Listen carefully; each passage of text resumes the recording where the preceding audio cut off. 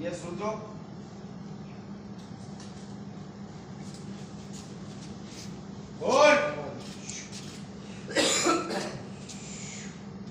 গৌরী ধীরে ধীরে চোখ বুঝে ফেলে, ওই যাচ্ছে চোখ বুঝে ফেলছে, ডায়লগ হয়ে যাচ্ছে, চোখ বন্ধ অবস্থায় ডায়লগ করছে। এই রুদ্র মা বললে তারপর চোখ করবি। ইয়েস রুদ্র। মা, হিমানি আমার হাতে মরতে চায়, কিন্তু ওর ইচ্ছেটা এত সহজ পূরণ করে দেওয়া যায় না। বড় আমাদের ইচ্ছে কি বলতে চাইছিস তুই? মানে তুই কি বলতে চাইছিস বেটা?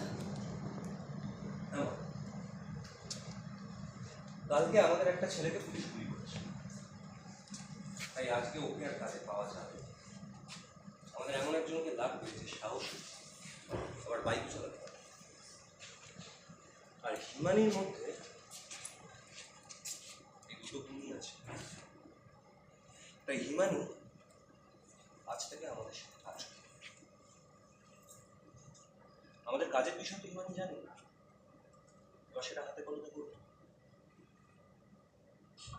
ব্যবসা তাহলে হোটেলের কি হবে? হোটেলের কাজে তোমাকে মামি সাহায্য করবে, তাছাড়া তোমার রোবট তো আছে। এই হোটেল সামলাতে তোমার বেশি সময় লাগে, বাকি সময়টা আমাদের ব্যবসার কাজে। বেবি, এসব কি বলছো?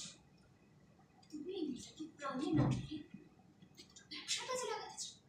তোমার মাথা ঠিক আছে তো বেবি? দেখো ঈশা, আমার কাছে ব্যবসাটা সব থেকে বেশি, আমার টাকার দরকার। হিমানি যদি এই কাজে ব্যর্থ হয় তাহলে ওকে বাঁচিয়ে রাখার কোনো কারণ আমার কাছে থাকবে না।